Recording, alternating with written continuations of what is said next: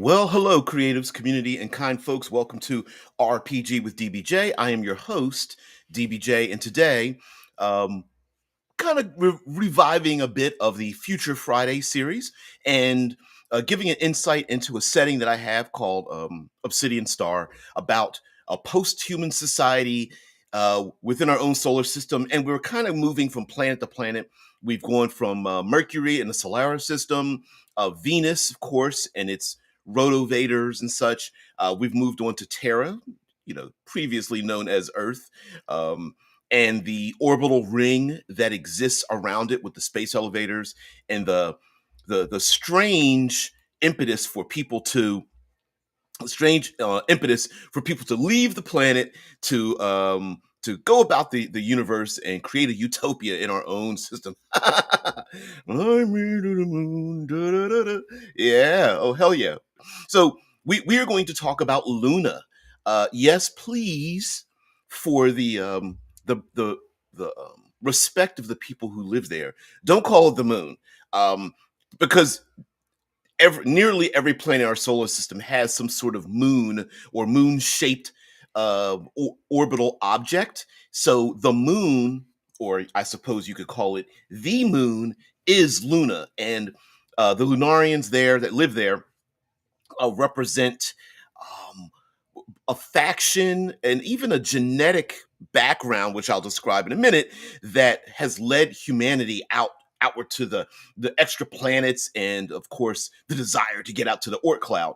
But the moon itself was like, just as the first moon landing with the flag planted and hooray, we're here. The moon has kept that allure for all the people that are trying to leave Terra, except for the fact that once you get there, it's a little bit difficult to leave. Despite the light gravity and you've already escaped the gravity well, it's like, oh wow, this is a great place. But that may not be. That may not be the case. Hey, Thomas Anderson's like, yeah, I caught it live right from the start. No problem. He says, in my game, the Skyway and the aliens was far enough in the future that no one knew for sure where Earth was. And was more highly populated by Russians from the Soviet Union as they sent more people through the portal on Pluto, knowing they may well not come back. Thus, its core Terran maze, the initial maze of planets and portals, is more heavily governed by dissonant citizens. That's awesome. Well, that sounds like like an alternate future kind of thing. I love alternate future, and in a way, this setting is kind of alternate future. It goes on to say scientists of the Soviet Union, so it's a weird amalgam of what they thought life would be better if it was more like America. I love weirdisms like that. It's like cyclical thought. Like, people think a thing would be better if they did the thing, but then they do the thing and it's not as good as it came out to be. And I love dichotomies, I guess, would be the thing. I've kind of embraced them in this series as well, meaning like, um, we look up in the stars, we see the moon, we imagine it made of Swiss cheese, in the old days. And even today, many of us wonder why the space program wasn't continued. Like, uh, a lot of us armchair scientists are us, as if I'm a scientist, but we do imagine ourselves thinking like, well, wouldn't it have been better if we just kept on traveling into the stars? Ooh, I like your idea here. Because I have an answer for this. Thomas Anderson says, what is the method of travel in Obsidian Star? And they're known as ice fire engines. We'll get into it. So the moon itself, not made of Swiss cheese, became populated. The science program to go to the moon with light gravity. Hopefully, the moon would obtain would have the raw materials that we could make to build starships and such. Was a It was like a magnetic draw. It was the new gold rush age to get to the moon, to essentially gather raw materials, and those raw materials would gain value back on Earth. Hey, I found, you know, hundreds of thousands of kilos of platinum. I don't know whether it exists on the moon, but people thought it did, or at least many people thought they could get all kinds of minerals and gases and things like that. So it was a huge influx, and the moon became covered by industrialists, factories and warehouses and machinery and such, and began drilling into the planet. And not a lot of, while there were loud voices to save the moon, at least in its condition, and record such, it was too much of an impetus for the money issue, right? Economics drove the science, so you need the economy, and you need the money for the scientists to be there. Well, they drove down deeper, get away from the solar winds, get away from background radiation, and built these great havens down deep into the moon until technology got good enough for people to actually live on the surface. So while the rich people lived down, for a while at least, lived down deep into the reaches, there's a psychological flip to feel that being at the bottom makes you at the top, and that wasn't the case. Once they were able to create surface domes and surface towers that could survive micrometeor impacts and radiation, all those rich folks that lived down in the bottom quickly fled to the top. But that left, like we've had discussions about Rust Belt right here in the States, and how the Rust Belt is about empty factories and warehouses and machinery and blue collar industrious work that has disappeared. And except for some mining for He3, helium-3, off of the surface of the moon, a lot of those areas became vacated. So all those people that fled to the moon live there, and it's basically like a cyberpunk, tunnel runners. It's pretty horrible for the people who live here, because of if you're not a zip suited person working on starships and raw materials and mining and that kind of thing, there really isn't much for you to do here. And so you either have idle hands or you need to get up and leave, but you can only leave if you've got the money to do so, to get out. So the moon became a place for a lot of people to flee to, and then not know where to go after that, not even know if they even have the skills, or even become people who really aren't wanted anywhere else. And so the moon became kind of a refugee's paradise, and still is to this day. And the rich, the powerful, the influential live in essentially the ivory towers on the moon. And so seen from Earth, it's this glittering star, but when you get there, it's pretty horrible. Uh, the Dead Man mentions that the moon has relatively significant amount of He3, also known as metallic helium, which is used to power fusion engines.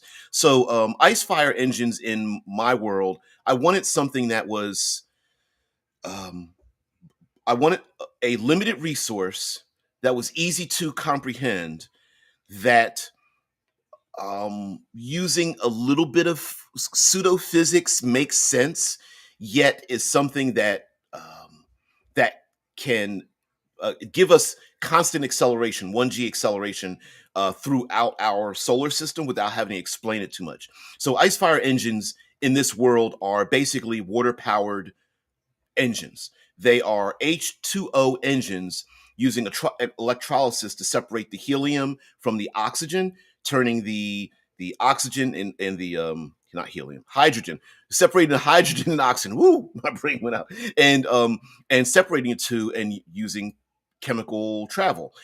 It's not just burning chemical, because then you would have to have so much of it that it really wouldn't make any sense. But it is actually used in a plasmic version. So fusion engine takes the raw material of oxygen and hydrogen, separates it, and makes it extremely flammable and explosive, using a magnetic bottle effect to get using small amounts of it to get the most bang for the buck, essentially exploding it. And the reason why I wanted them to be ice fire engines, which they're called ice fire because of ice water out in space, literally to move a vehicle from one place to another, you're burning money. Nobody wants you to burn water out in space. It literally makes zero sense to do a thing, but human beings don't necessarily have the most common sense. And water, oxygen, and hydrogen are very common. Ice water is very common out in space. So not only is it needed to survive, it's needed to travel. And the balance of using one versus using it for the other purpose, and the act of being able to use both cross purposes is something I wanted to put into this system. So they're called ice fire engines. Let's see, TA. Okay, let's go back here. Our co-host here mapping. There's been some XRF mapping of the moon to figure out what all the surface has poking out elementally by a number of entities, including NASA.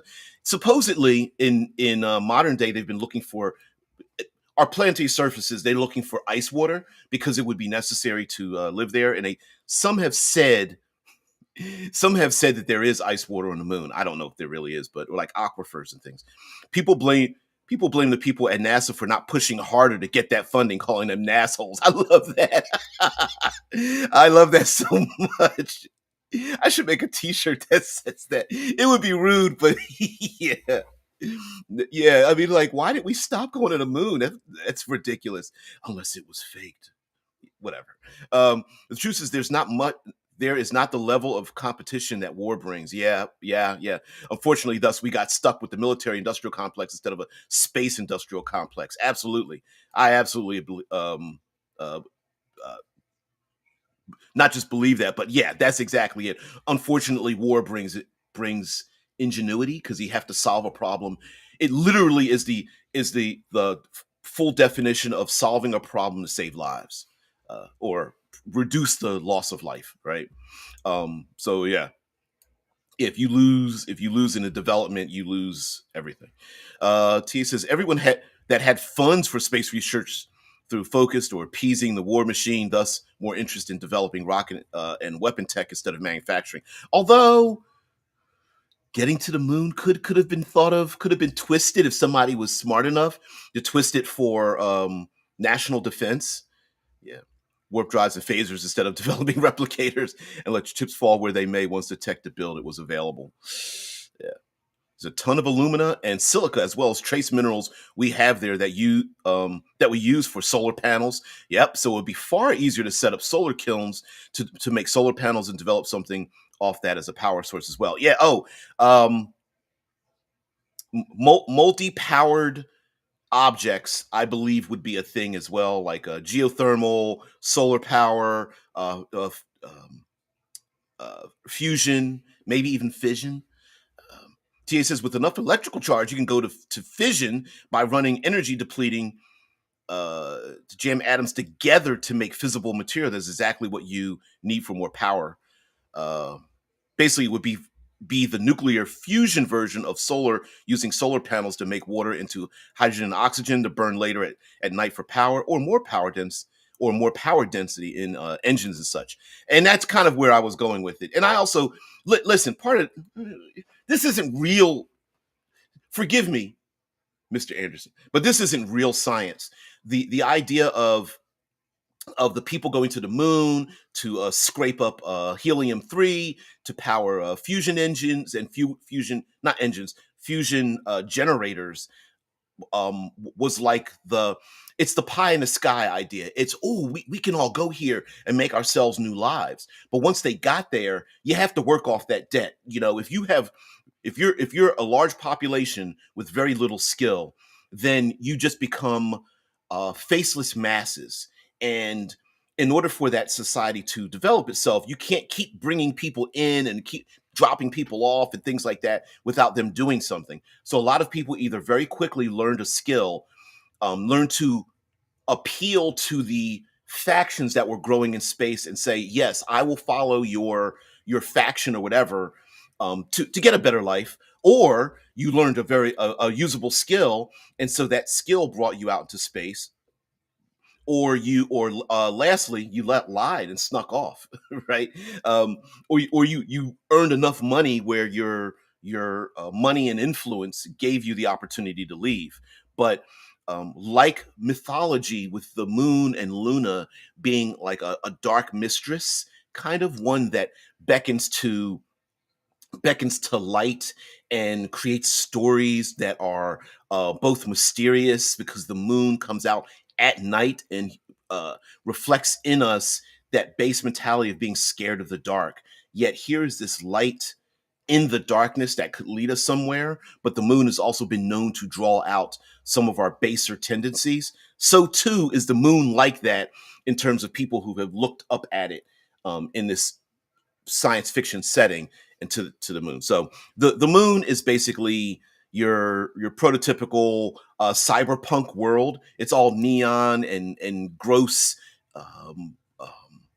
commercialism and homelessness, with people modifying their bodies and looking to get out or trying to survive within and taking advantage of each other, like crabs in a barrel. There's always the idea of you don't need to put a cage over the top of crabs in a barrel, because the crabs never work together. They're all pulling each other down at the same moment. They're trying to escape with the same amount of energy, and so the crabs never get out of the barrel. At least that's what I don't know whether that's a real thing, but that's the idea about people being crabs in a barrel. TA says the movie Moon, which is awesome, was a story about someone alone on the moon running a helium-3 mining operation. By the way, very sad and slightly horrific storyline for sure. The movie Moon is awesome. Oh, what's the actor's name?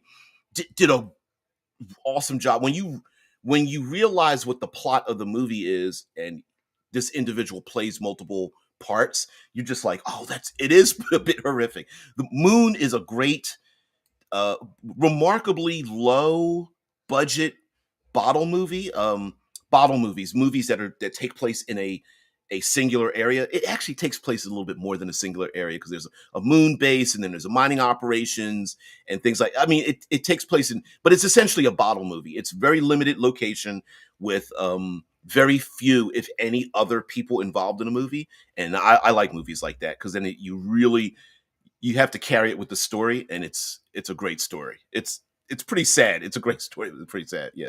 Yeah. Also on the science, it hits a nerve for me. Sorry for getting so adamant. Out of everywhere one can go, seeing nowhere on Earth has caused me to wish to travel only the stars beckon me. Yeah. Listen, I'm not. Please don't take it as I feel like the science isn't worth it. That two separate things. Look, listen, I'm wearing. Take a look. I'm wearing a Perseverance T-shirt, right? You. Pointing at the wrong spot. This is a Perseverance T-shirt. We'll go to Mars. I love science and technology. I kind of wish, in my oldish age, I imagined myself being like an aerospace engineer at a point in my life. Um, I made sure I kept track of all the space shuttle launches and things, and I was born at a period of time where we watched live in class on television space shuttle launches. Um, I wasn't in class for the one that exploded with the teacher, but we were watching these things live in school and talking about them and stuff. I had models and all that kind of stuff. I actually have a picture of me standing behind the engine, a little selfie behind the engines. Looks like Veritech engine nozzles, but it's really cool. TS is also in the sun. Oh, okay, sorry, I meant to put that up there. Yes. One Eye Heathens is nice time to broadcast this, since the annular eclipse is going to be Saturday, tomorrow.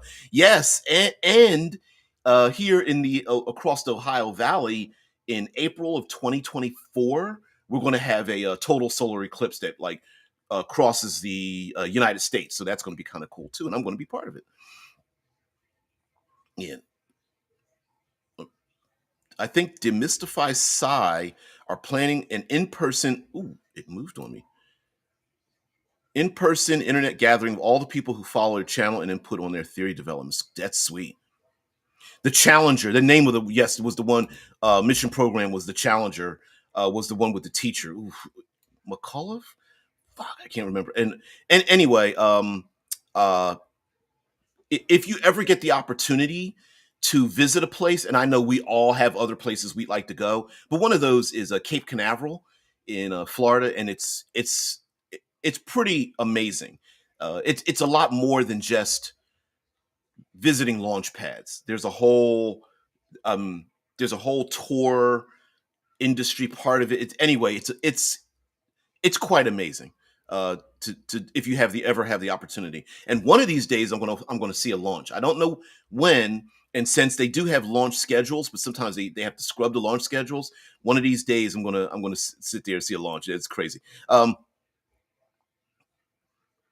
that they are planning to be either solar or lunar eclipse next year, and the location they are renting will let everyone know it too. That's sweet. Drew says, as a young girl, I wanted to be an astronaut despite the Challenger disaster. Me too. Me too. And even though as I get older, my fear level is like, I'll go on the eighth trip, right? But yeah, I kind of want to see the Earth from orbit. It's in there. Yeah, he says, yep, we have a county park that was renamed after the Challenger right after they were lost. Wow. Yeah.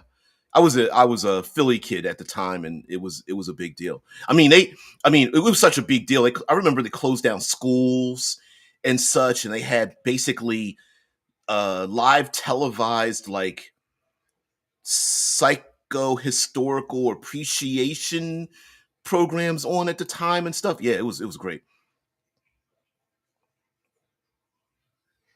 Yeah. He just said I'd give my right arm to see Earth from orbit. Oh yeah, uh, I, I'm very sensitive to vertigo. I don't have vertigo, but like just driving through West Virginia, my ears pop going up and down through the highways and byways and things. So I'm pretty sure I'd probably have to use a couple of barf bags, but I'd still want to do it. Tia says, I just want to at least get a start on a personal space program. Yeah. Yeah. Even if I can't due to my age by the time I was able to start. Yeah. Just to be part of it too, though. I don't know. I just being in a launch room, I think would be sweet. All right. So circling back a little bit for because I knew there isn't very many details I can give air quotes game wise in a setting about the moon. So I thought I would talk about this would give me an opportunity to discuss how this space is different than your space. So, of course, we haven't left the solar system yet. The Oort cloud is still a bit of a mystery, although seed ships or generational ships have gone out there. A lot of those generational ships were corporate or religious or rethinking foundation and things like that. Ah, yeah, yeah, yeah. When I even brings up a good point, which I'm going to bring that up here. Space is a sure way to get everyone else in the shuttle to hate you. Yes, with light in or zero gravity, you don't want little particles flying around at all. So this brings up behaviors in space, which I would like to reinforce in this setting rather than they are in a lot of space opera, and that is recycling and replacing and keeping track of loose items. Is it doesn't matter how much people hate each other, they will recycle things before they start destroying things.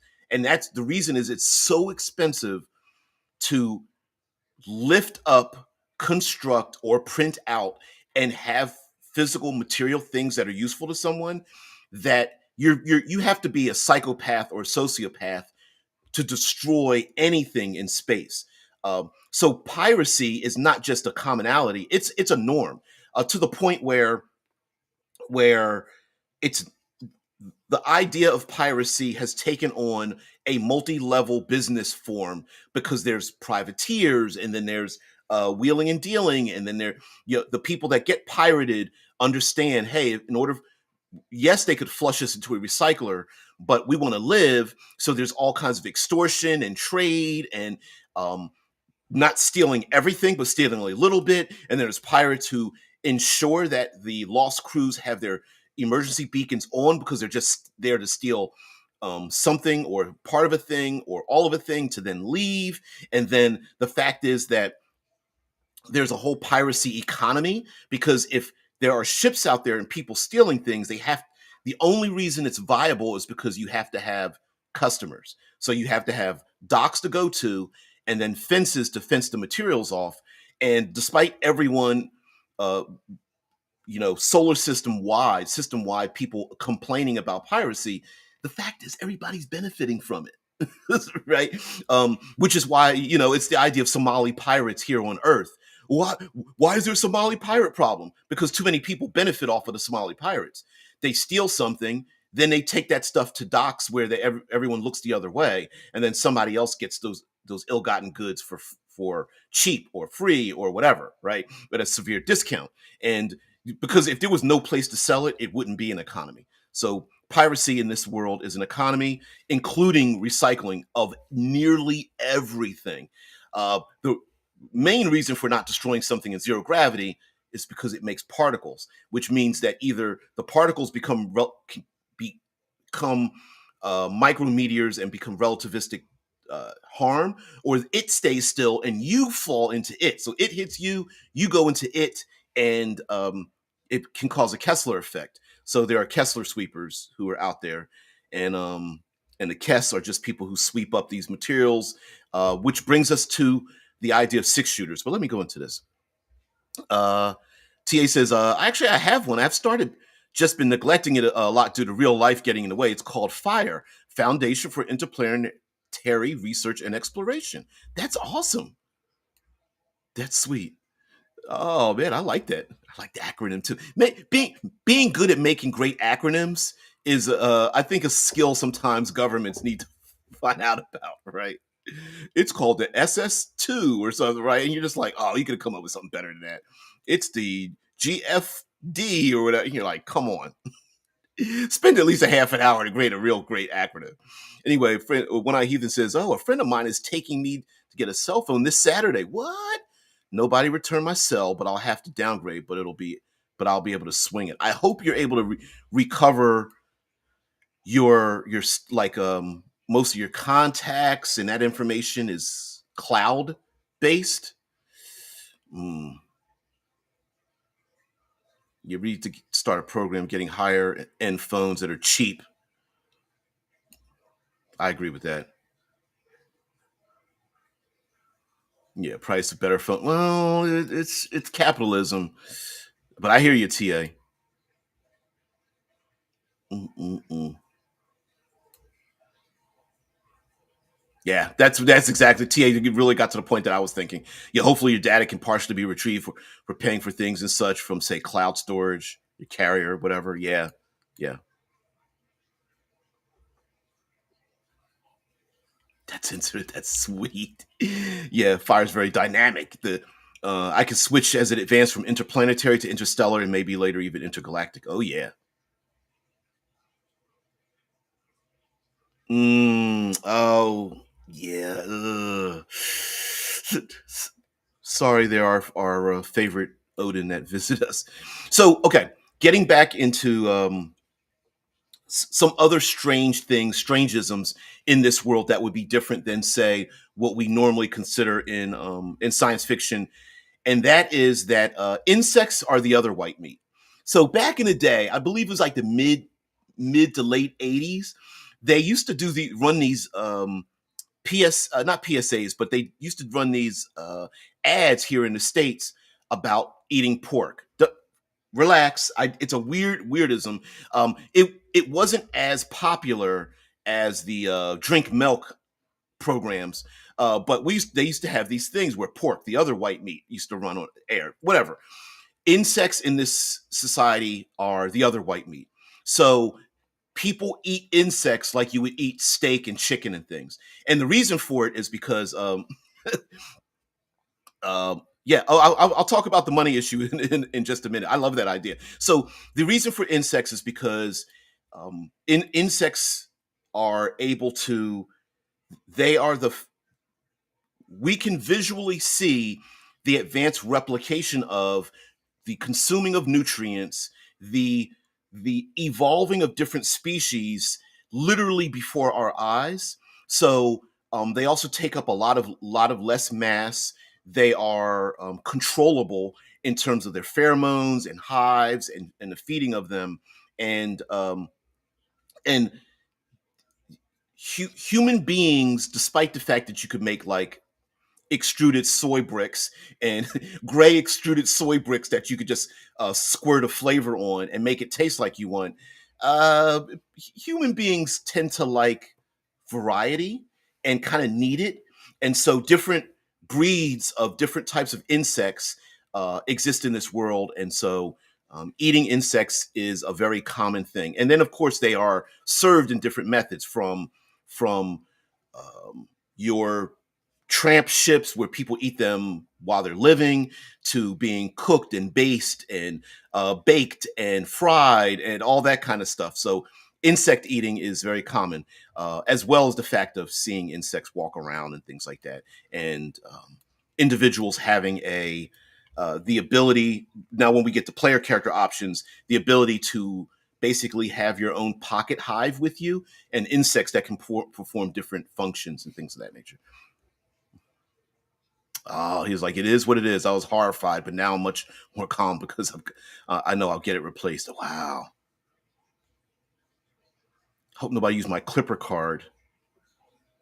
Oh, you Trump public. You were saying that before in your phone. Fuck. Yeah. Mm-mm-mm. Dead man makes a perfect point. Yep. Shrimp and lobster are just aquatic insects. Yep. Shrimp, lobster, kelp, um, algae, aquatic based nutritional things that are used in this space. So I like to. It does it have any mechanical effects in a role playing game? Hell no. But I like the idea of people having being a connoisseur of insects. Now I tried to look up breeds of insects that are good for some purposes or others, and I wasn't able to really find a good database of, like, beetles and wasps and bees and the differences between them, and all, spiders, which I know spiders are arachnids, take it easy. But yeah, I wasn't able to find out like a good place to find. So I'll eventually get there, because in real life we know there are open marketplaces that sell, salted or smoked or grilled insects. Mm-mm-mm. You guys always, when I even says I love insects, and I'm down for eating them too. I don't understand the food taboo around insects. Some people feel like, well, a lot of the information I bumped up again was um, in, insects used to solve a feeding issue, right? Like, for example, no offense to insects, but insects aren't really cute. Like, you're not people killing rabbits. You're going to get a flood of people. Cute animals get defended far more greatly. Cute, intelligent, and the visual suffering of animals, those three categories of biological life, get defended far more than, say, insects or bacteria or um, algae or protozoa or things like that. If you can't see it, it looks ugly. It activates a fear mechanism in our head, or it just doesn't react to violent harm. Those category of animals or biological life, we don't even. I mean, and I'm a hypocrite too, because it doesn't react in my head either. Yeah, Dead Man says crabs are arachnids of the sea. Yep, yep, yep, yep. Um, Thanks, Drew. Drew's like, how dare you say that insects are not cute? Although, listen, I love bats, but if you take a look at a bat's face really up close, really, it's a little bit bizarre. And I know why it's shaped the way it is, but yeah. And bats are cool. Bats are kind of sweet, but yeah. Mm. Thomas Anderson says that this means the story about the most heroic character that should have been in the movie Alien should have been a cat that keeps vermin going. Because imagine a mouse infestation left unchecked. Mice and rats on ships was a very common thing. I'm imagining the same thing would be here too. Yeah, it stasis for months as they chew up wiring. Yep, and getting into food stores. Now imagine insects getting loose and breeding in the ship stores and electronics. Oh yes, oh yes, that's a thing. Yeah, cockroaches love electronics. Yeah, and destroy them just from living around them. They sure do. They eat the plastics and stuff. Oh, what is that about? What I Heathen says, bat bats are adorable. I love their tongues. T says, so I would say you have to have cats on ships. Yes, there's a whole industry of rat cat bats, basically. Yes, rats, cats, and bats are. and the genetically modifying all three of them even together or whatnot in different forms and stuff is very common. So people having pets on ships to get rid of the insects that get around, and also to clean up dust and particles and things like that. So that's one other thing. Here we go. Recycling. Six shooters. Sorry, I didn't get it. I didn't get a chance to talk about six shooters. So, six shooters are not guns. Six shooters are starships. Yes, hard segue. Because I wanted to talk about the engineering and the engines of a thing. So, owning and having your own starship that leaves a gravity well or geosynchronous orbit of a planet, or leaves a habitat to fly to another place, is hideously expensive, and the engineering involved to run all of that stuff, it's expensive. So instead, much like here on Earth, where we have um, trucks take goods to places, people get on trains or airplanes or buses to move to a place from one place to another. A lot of these things are rental and separated because one person taking care of one thing, it's you need to be very rich. So instead, we have things known as six shooters. It just became known as six shooters because it's emblematic of what the cylinder of a revolver looks like. So you have a rod of a ship. It's basically got an engine and a cockpit, and then just a long rod in the middle. And then there are any number of ways to attach, usually six, because it's just a nice even number of uh, other uh, uh, inter other ships that can't travel from planet to planet but can travel around a planet in a limited fashion using ion drives and laser assist movement and things like that. So they attach up to six of these other craft or cargo or whatever to it, and then the six, let's call them entities, the six entities pay the driver to take the six shooter from one place to another. So it's basically a rental van starship to go from one place to another. And because of the Kessler effect, some of these six shooters have a shell around them to protect micrometeor and debris impacts, or sometimes that shell around it is actually manipulated by another entity to allow ships to go into and out of like Earth's atmosphere. Mars does have a Kessler problem, and Titan has one. Anyway, six shooters. The reason for six shooters is to amortize the cost amongst more people. Basically, seven entities: the person who drives the starship, and then six other heavy duty or heavy material places, things that need to be taken from place to place. And um, they they can share space. So in the void of space, having space, elbow room, communication, socialization is very important for the human soul. So much like the surface of the moon, where you have dome cities and you don't have a lot of space, human beings, everybody knows you need space. So, and you need some kind of communication with people, and this is a perfect way for um, characters, player characters, to be forced into a socialization they may not want to be with, and then have to arrange to travel from one place to another in someone else's heavy starship and then be released. So it's not just I get in my ship and fly away. It's we need to arrange to be towed to another place, not get hit by micro meteor debris, and then get there knowing that they have to make these deals with people that they may not want to have a conversation with. Getting back to the idea of having small animals on ships, Drew says bats are also cute. Just look for that video about the bat getting fed a banana. Yeah, yeah. Oh, yeah, yeah. When you've ever seen bats like up close and being fed and things like that, it's actually kind of cool. Yeah. And who has to eat bugs? If you have bugs, you can raise chickens to eat their eggs. They make out of insects, or eating insect eggs too. Yeah. The crew would still have to clean up the waste. Yep. Yeah. Yeah. Unless they are genetically modified, that the waste is actually good for something. Hmm.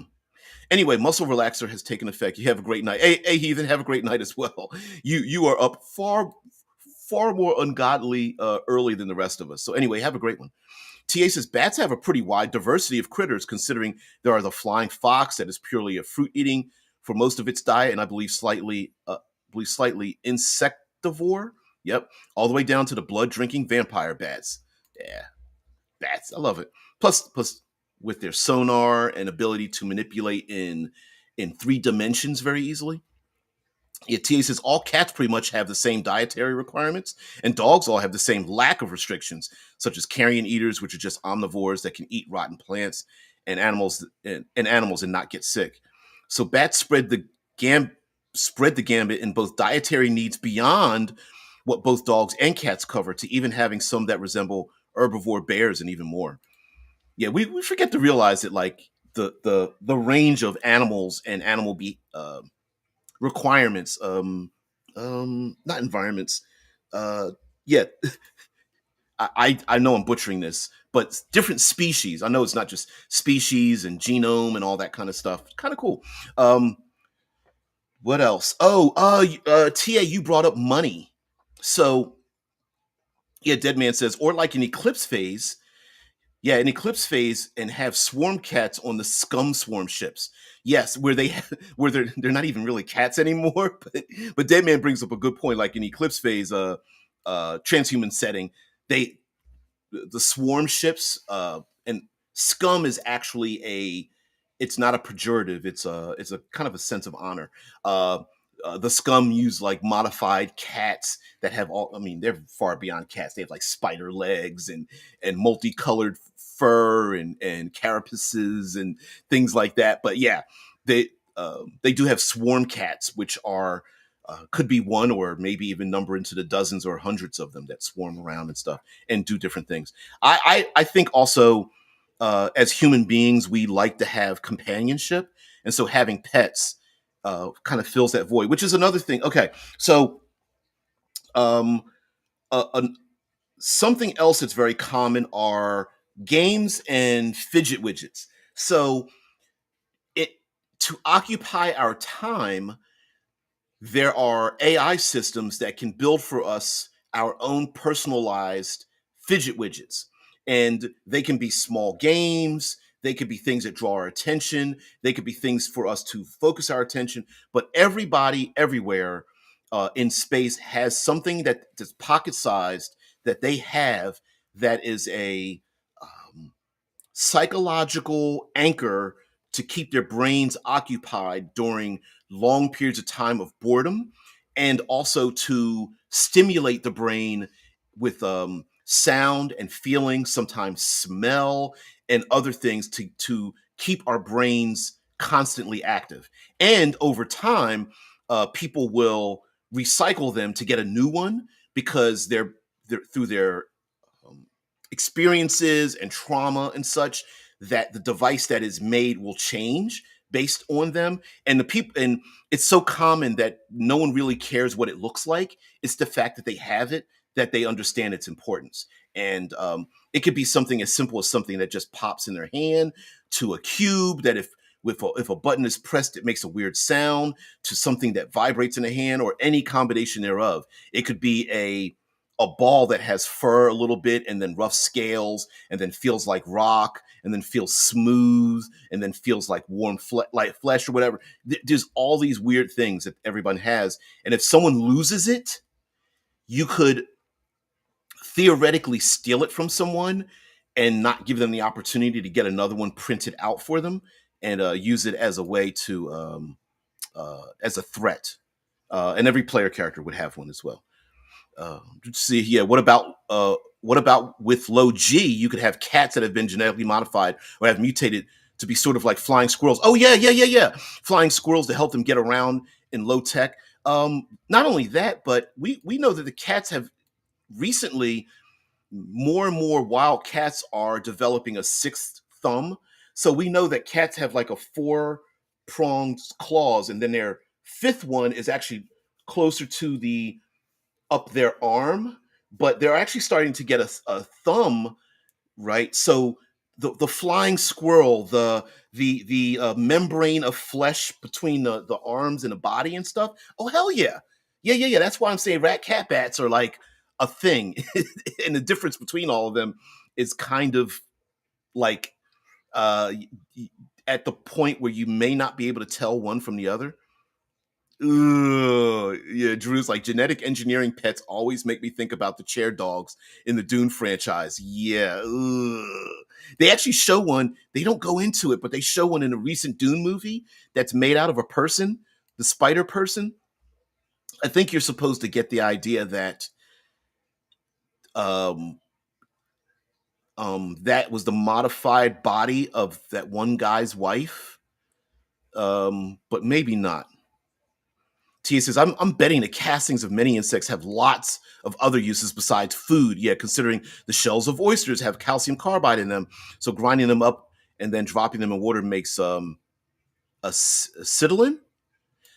My great grandfather worked in Hampton, Virginia, and they had these big warehouse factories or things where they would break open oyster shells, and there was so many oyster shells that they were crushed into the dirt and became a biological cement, gravel, but it wasn't gravel stone. It was actually just broken seashells, to the point where it was like ground into like a powder and such. There's many levels, many levels of it and stuff, for a long time.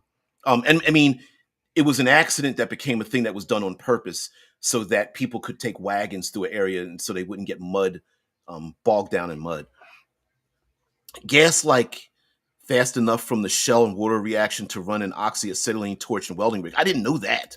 But I do believe that there's probably a lot more things to use for insects. For example, insects with cameras, so you could see inside circuitry, insects that are bred to produce materials that are used on starships in the first place. So, yeah. So imagine all the chemicals that bugs create while their shells are growing in rare breeds and such. Yep. Hell yeah.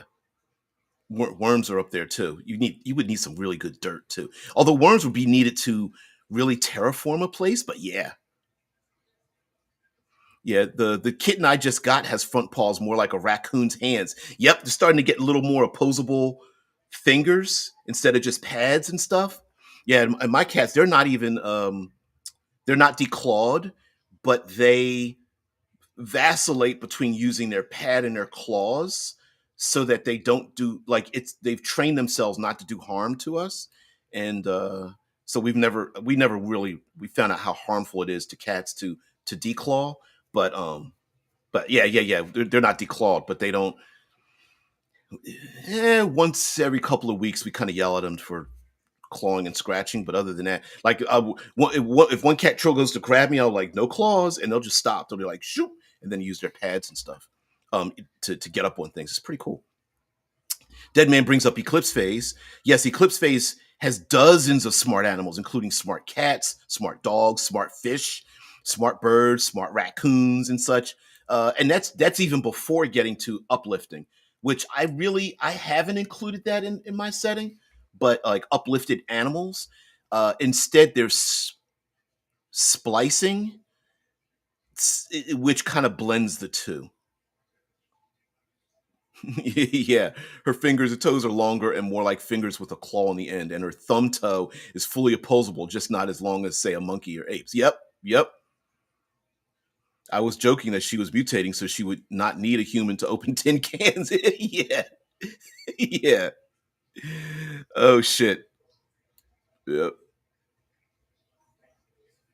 Mm-mm-mm. The bombardier beetle. They make an explosive compound and shoots it at their attackers. Ooh, ouch. I like that. That's right. Yes, that is true. And there's a lot of insects that like squirt things out from various orifices. Calcium carbide crystals in the oyster shells are what produce the mother of pearl pearlescent colors. Yeah. Mm-mm-mm. All right. So, um, value and money. So, in the early days of star travel, space travel, we know today that every ounce of anything taken into space has a like a volume, density, mass, and weight or weight to it to take into space. And it's very you can't just take random things in space because it it takes up space on the ship, physical volume on the ship. So whatever goes up is very important. So things taken to the moon are very valuable. Now, as time is going on, space travel has become cheaper. Um, but before that, just before that period of time, they developed a clear plastic brick for people to put things into that are important for them to take into space. It's basically like as long as it fits in the box, you pay for the box, and then it goes into space. And so they can then take an assessment of how much something weighs versus how much space it takes up and everything. And these bricks, eventually, the cost of the brick became the standard for the cost of things in space, to the point that um, people have been buying, selling, and trading bricks without knowing what's in the brick as a value unto itself. So people use the term bricks for money and vice versa, and will value things. Oh, that looks like it's about 5 bricks worth of stuff. Now, a brick could have anything in it, from family photos to chocolate bars to old school cigarettes with real life tobacco in them, to um, dog leashes, to video game chips, to the entire Library of Congress on a zip drive, to um, um, illicit black market genetic modifications, to even something as dangerous as a von Neumann nanotech or whatever that sounds like. But anyway, these bricks have traveled into space. And if you have a lot of money, you could buy a lot of bricks to put a lot of stuff in, which takes up a lot of space. Don't have much money, you got 1 brick. Hey, take this brick, put it into a thing, and then it goes into space. Over time, as travel's gotten cheaper, the importance of only having 1 brick of your stuff became less important. A person could buy a whole unit of, like, I want 40 bricks so I can take my stuff, great, and go up into space. But people die, people get lost, it's forgotten, it's stolen by pirates and everything. And so these random bricks are scattered across the solar system. Some people go open up a brick to find out what it is. Some people sell random bricks. Think of storage units. Hey, I'm going to bid on the storage unit, but you don't know what's in it. That's what bricks are like. And some people, it's a mystery box. They really don't care what's inside the brick. They just know that it's worth something to trade to somebody else. And so bricks are both a form of conversation. Hey man, how many bricks do you have? What do you think is in it? Can you see what's in it? Shake one, kind of look inside and whatnot. And then the other thing is, it's also a form of money. You see a crime boss, and behind them are stacks of bricks. You kind of know where they got them from. They're splattered with blood or something like that. Um, TA says, God, that almost sounds like how the giant stone coins that are not even moved, they just know who owns it at any one time on the island they are on. It's more of a status symbol used as a money there. Yes, those they're like giant stone coins that represent money, and the person who has the coin, whoever has it, owns all this other stuff, and the coin represent. Yes, it's exactly that. It's exactly that. Yep. It's more of a status symbol. It's almost like trading wrapped Christmas presents as money and never opening them. Exactly. That's exactly what it is. And it's just become a common thing. For example, there's probably bricks filled with chocolate bars that the chocolate is probably more valuable as a commodity than the brick itself, and it's just moved from place to place to place to place. Or it could just be pictures of somebody's family. And are there people who have pictures of other people's families up in their personal cubicles and things? Yep, they sure do. Are there people who just like to break them open? Sure. Are there people who have illicit things like bottles of alcohol or other addictive drugs or whatever? Yes, medicines, everything. And so it's a little bit Dungeons and Dragony, kind of, but it's less it's less ultra value and more um, a a very an easy social interaction to talk with people, and a form of status, right? You come into a place, you put two bricks up on the counter. Hey, can I get some drinks for me and my friends or something? The person at the counter is like, sure. Now, are bricks electronic? Can you just prove like, hey, I've got 260 bricks, and then you just flash your drive to show that you own them? Yes. That's so it's moved from an actual physical thing to a digital representation, much like gold, but I didn't want a gold value. And I was trying to think of something that could replace gold bars as a value for an economy that you could trust over intergalactic space. And I was like, I like the idea of bricks. Now I couldn't come up with a good name for them because my yeah, Drew says I guess that means that the bricks cannot be resealed. Well, the minute you open it, everyone it's like a the idea of you opening a brick means that it has to then be resealed and something placed in it and resealed. Now, could you have an empty brick? Yes, but it's a waste to have an empty brick, because if you took an empty brick into space, you literally are taking air, right? Like, yeah, it has a value, but you could have stuck something in it, right? It would be like paying for a bag, an empty bag on an airline. Are there people who have taken empty luggage one place to another? Are there people who have done that? Yes, because maybe they're going to get gifts from their family. But what's the point in taking an empty bag when you can pack it with stuff? So yes, they're Drew. You are right. Um, they can be resealed, but the resealing of the thing puts the value back into it. So once it's open, it's there. It really doesn't have a value except as transportation for inanimate objects. Well, not inanimate. I mean, you could there could be petri dishes of stuff, things like that. Anyway, imagine those things being designed with that concept I mentioned about material shrinkage. So so you can fit thousands of times more stuff than the exterior of space would allow. I, well, I didn't go. The idea didn't happen until you mentioned that, but I was thinking they could be vacuum sealed, so you could stick a bed like inside of one, just vacuum sealing it down and folding it. Like, you ever see those little those novelty T-shirts that are vacuum sealed in stores when you go to visit a place that's like a travel place? It's like that. Like, you could fit something, like you could fit a whole outfit inside of one that fits into yeah, yeah. Ooh, and the black hole. Okay, you're getting a little fitting a black hole inside there. Yeah. Oh, and the black hole idea would be something you could worry about if the machinery failed and all that stuff violently expanded in the volume. Yeah, I guess if you had a micro electromagnetic bottle effect, and I guess you could take a rice sized black hole and put it in. I don't know. Damn.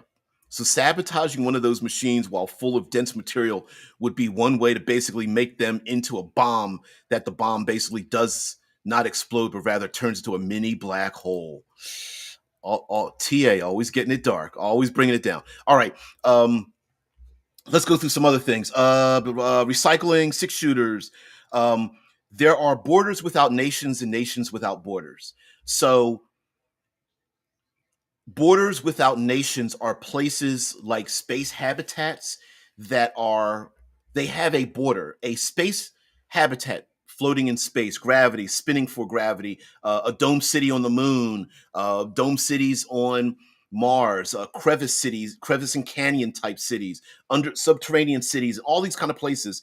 They have borders, but it doesn't mean that they're a nation. Some of these places are just you stop in to do a thing to leave. It's just all transient population. Some of them are scientific, others are military, criminal, um, warehousing, manufacturing, nutritional places, hydroponics, and medicinal, and whatever. So there are places that have borders, but they're not a nation unto themselves. They are used for people's purposes, but they are held over by a corporation or a government or a private individual or rich mercantile family or something like that, or just a blue collar place. But there's also nations without borders. So there's borders that are not nations, and then there's nations without borders. People can move in and out and around the solar system, but they can be a citizen of a nation that doesn't have a physical location. And so even player characters can belong to a nation that doesn't have a border. And I'm kind of ripping this from the concept here in the States of sovereign citizens, and the idea that when we leave the borders of Earth, everything is open to us. And why wouldn't a collection of people, just like us being online, we have connections with people, but we're not in the same physical space, but we can belong to the same groups, organizations, belief systems, behaviors, and yes, tabletop role playing games, which is technically what we're talking about. So in my future, there's borders without nations and nations without borders, and that means that there are people who, when arrested, they apply different rules because they're arrested because they have citizenship with another nation. Does it mean that when they arrive someplace, there are other individuals that they can get in contact with that they believe they have a commonality with and run with the same rules or economic systems or belief systems and such? Yes. And those people are scattered all over the solar system without a nation that belongs to them. So there's no physical.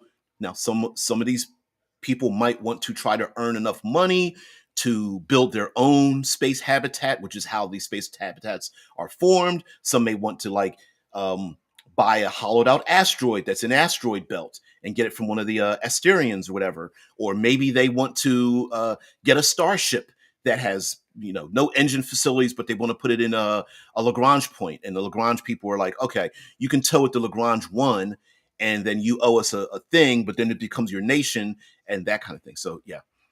Um, Thomas says, how about a bordered area that has no life and only artificial life, and that is a stable energy matrix? It would be like trying to fight a small star that is sentient. Yeah, and if it attacks, just consumes you as it's made purely of energy that self-sustains itself, able to generate any type of energy from it, even to fusion and fission to gain energy out of something to keep it going. That sounds like what, a K2 AI or something? Basically an energy matrix. Not so much in this world. Well, it would be theoretical.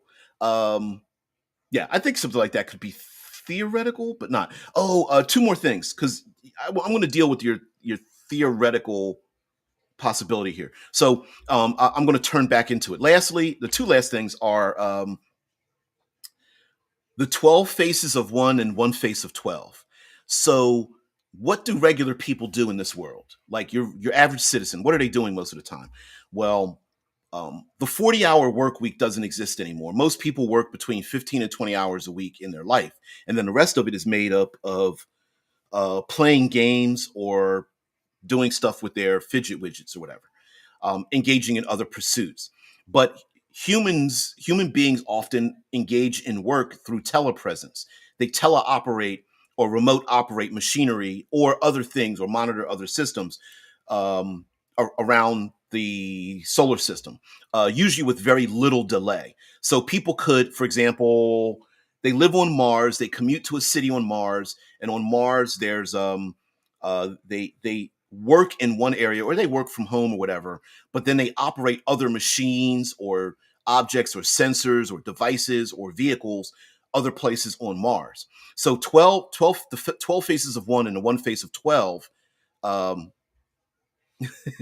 AI so is able to talk to people psychically. Yeah, I like that. Yeah, yeah. There's a little bit of, well, it's a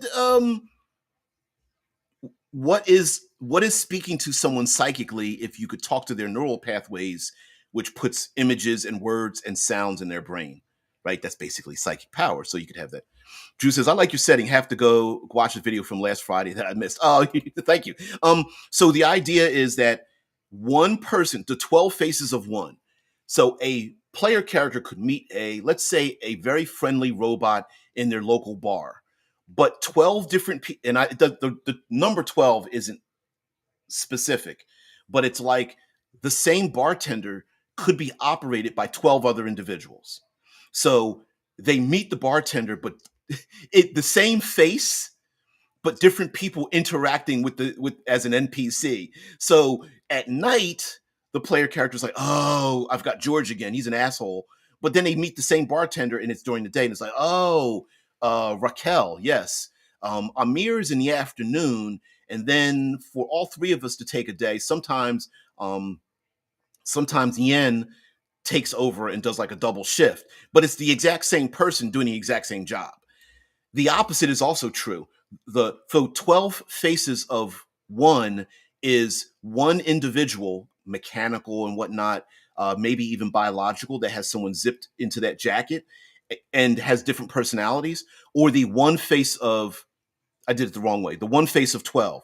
So it's the one face with 12 personalities, or 12 faces of one. So the other thing is that a player character could have a friendly NPC. Man, I fucked that up. So a character could have a friendly NPC who takes on the body of 12 different people and or objects around them. So their friend who lives on Luna could teleoperate a crab-like repair module in a starship building facility around the moon. But then the player character moves off to Saturn, and then their friend beams themselves into one of a number of sexy arm candy, because they're going to a high class dinner, in a aquatic realm on Europa or something like that, right? It's the same person, different body. So the two exist in this world where one person, but they just never look the same, or one person who looks the same, but they're never, the personality and background and stuff is always different. So that's it. And then going all the way back to TA's vision, before we get out of here, TA's vision of um, Kardashev technology moving from Kardashev 1, which the society's bordering on, to Kardashev 2 and beyond, living living energized matrices and things like that. Uh, there are lost data cores that players and NPCs and adversaries and enemies and everybody is looking for, that hold the keys to, I'm going to say, magical technology. It's a technology. Anti-gravity doesn't exist. Faster than light doesn't exist. True nanotech nanotech particles that can build and create anything out of anything at any time does not really exist. And collecting those data cores um, is like a full-time job for people. They're like data archaeologists to find these old data cores. When the great signal, the signal from the Oort cloud, came through and overloaded every electrical system, every data system in the entire solar system, people deleted that information, destroyed them, put them on ice, unplugged them, got rid of them, sold them off to unsuspecting people, and then now everyone feels that there was a purpose to that signal, that these are fragments of technology, and if you can get more of these data cores together and decipher what it is. Yep, that's it. So that's it for this. T says, could have humans that have 3 fully developed personalities, so their body is never asleep. Yep, only 2 of the personalities are asleep while one is using the body 2 for 8-hour shifts. Oh, we have that. We have they're called the Neuroforge, but we even have that here. So yeah, absolutely. Why isn't it showing?